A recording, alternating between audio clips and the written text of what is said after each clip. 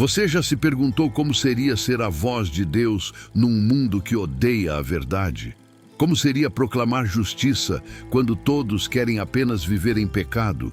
Como seria permanecer fiel, mesmo sabendo que isso custará sua vida?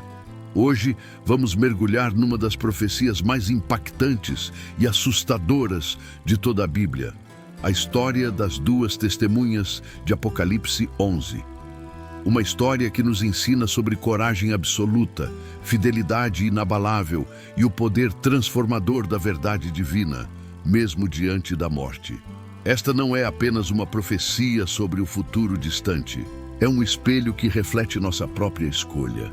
Vamos ficar do lado da verdade, mesmo quando o mundo inteiro se volta contra nós? Ou vamos nos juntar à multidão que celebra quando a voz de Deus é silenciada?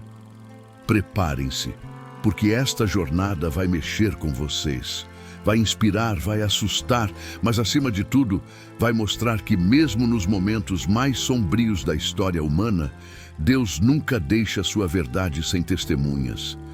A história começa numa Jerusalém que vocês não vão reconhecer. Jerusalém.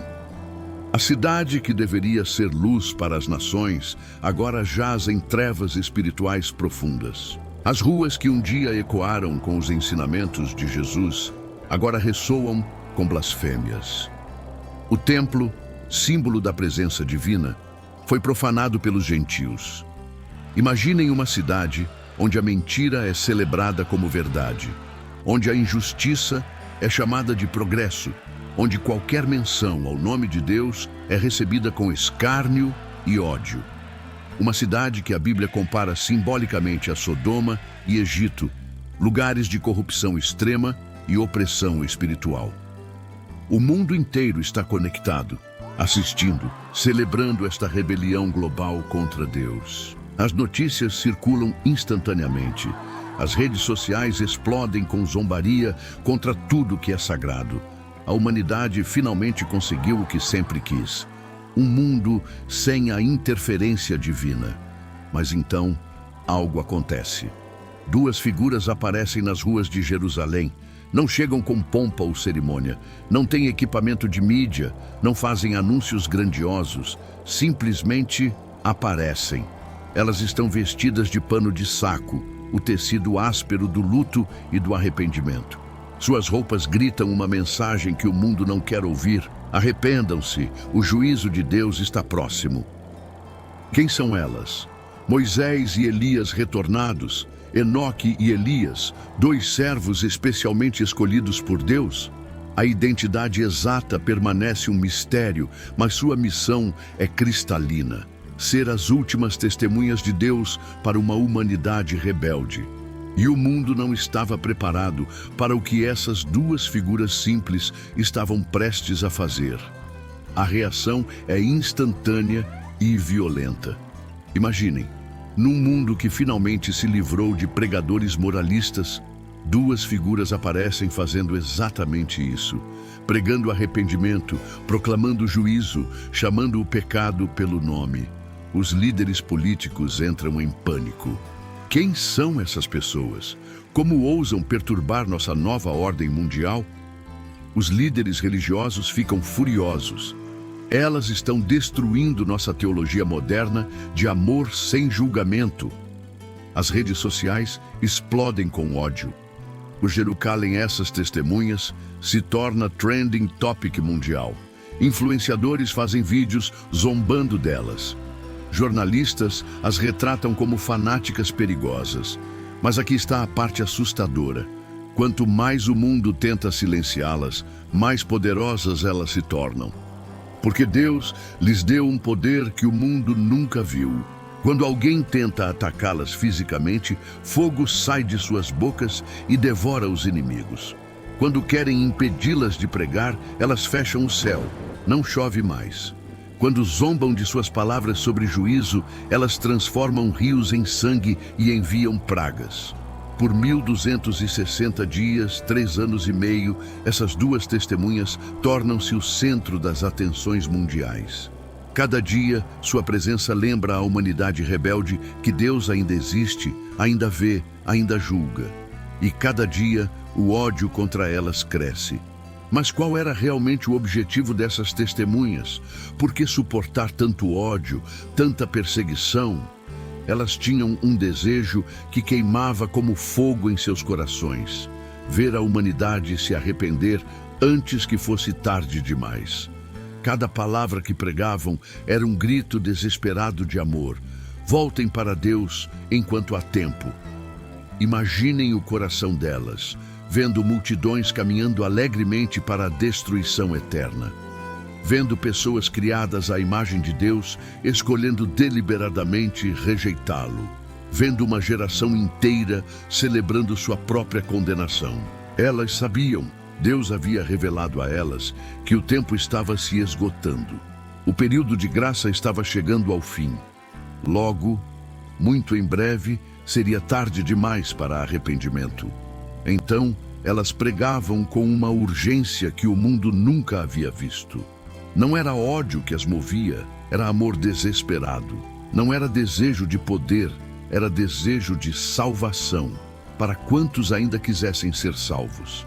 Cada milagre que realizavam tinha um propósito: mostrar que Deus ainda estava no controle. Cada praga que enviavam era um apelo: vejam o que está vindo se não se arrependerem. Mas havia um problema. O mundo não queria ser salvo. O mundo queria continuar em sua rebelião. E quando você rejeita repetidamente a misericórdia de Deus, você eventualmente encontra sua justiça. E a justiça estava prestes a chegar de uma forma que ninguém esperava. Então acontece o impensável. Do abismo, das profundezas infernais, sobe uma criatura que a Bíblia chama simplesmente de a besta. Este não é um animal comum, é a personificação do mal, o representante direto de Satanás na Terra. E pela primeira vez em 3 anos e meio, alguém consegue não apenas resistir às duas testemunhas, mas derrotá-las. Imaginem a cena. As duas figuras que pareciam invencíveis, que derrubaram fogo do céu e fecharam os céus, agora jazem mortas nas ruas de Jerusalém. Seus corpos, que por tanto tempo proclamaram a verdade de Deus, agora estão silenciosos na poeira. E qual é a reação do mundo? Festa, celebração global, comemoração como nunca vista na história humana. As pessoas fazem selfies com os corpos, postam vídeos comemorando, enviam presentes umas para as outras como se fosse Natal. Hashtags de celebração dominam as redes sociais. Finalmente livres, acabou a pregação, vencemos. Por 3 dias e meio, o mesmo período simbólico que Jesus ficou no túmulo, o mundo inteiro faz uma festa gigantesca. Concertos são organizados, bebidas fluem. Todos celebram o que acreditam ser a vitória final sobre Deus. Mas existe algo que eles não sabem, algo que estão prestes a descobrir da forma mais chocante possível. Deus não terminou com suas testemunhas. E o que está prestes a acontecer vai abalar o mundo até seus fundamentos. Então, no 3º dia e meio, quando o mundo está no auge de sua celebração, um espírito de vida vindo de Deus entra nelas. Imaginem a cena. Milhões de pessoas assistindo ao vivo, quando de repente 2 corpos que estavam claramente mortos começam a se mover. Primeiro, uma respiração. Depois, um movimento. Em seguida, elas se levantam. O silêncio que toma conta do mundo neste momento deve ser ensurdecedor. Câmeras tremendo nas mãos de operadores chocados. Âncoras de TV sem palavras. Redes sociais explodindo. Mas agora não com celebração, e sim com terror absoluto. As duas testemunhas estão de pé, vivas, olhando para as multidões que celebravam sua morte. E então, uma voz do céu, uma voz que todo ser humano vivo consegue ouvir, não importa onde esteja no mundo, ressoa como trovão. Subam aqui. E elas sobem, não em uma nave, não em um helicóptero. Elas simplesmente se elevam nos céus, em uma nuvem, à vista de todos os seus inimigos. Imaginem o terror que toma conta da humanidade neste momento. As pessoas que estavam fazendo festa minutos antes agora estão em pânico absoluto.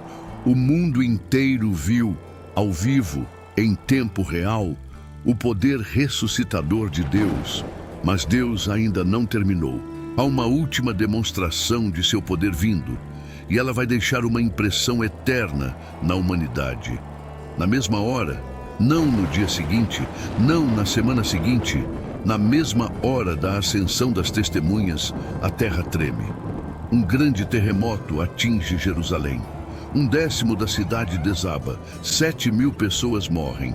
Líderes importantes, pessoas influentes que lideraram a rebelião contra as testemunhas. E aqui está o que é mais impressionante.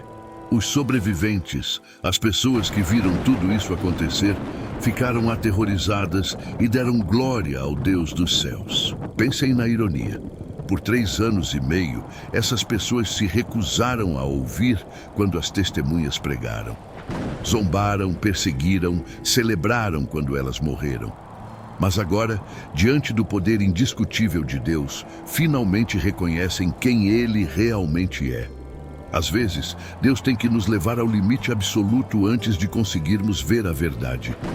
Às vezes, nossa rebelião precisa encontrar as consequências mais dramáticas antes de entendermos que não podemos lutar contra Deus e vencer.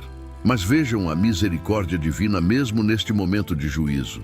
Deus ainda aceita o arrependimento daqueles que sobreviveram.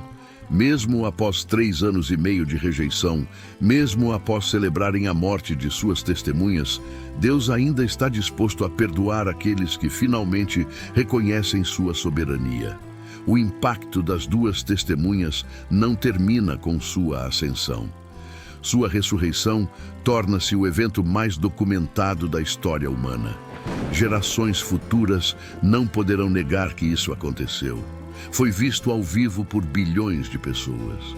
Zombamos delas como o mundo fez, tentamos silenciá-las, celebramos quando suas vozes são caladas, ou ouvimos com o coração aberto, permitindo que Deus fale conosco através delas.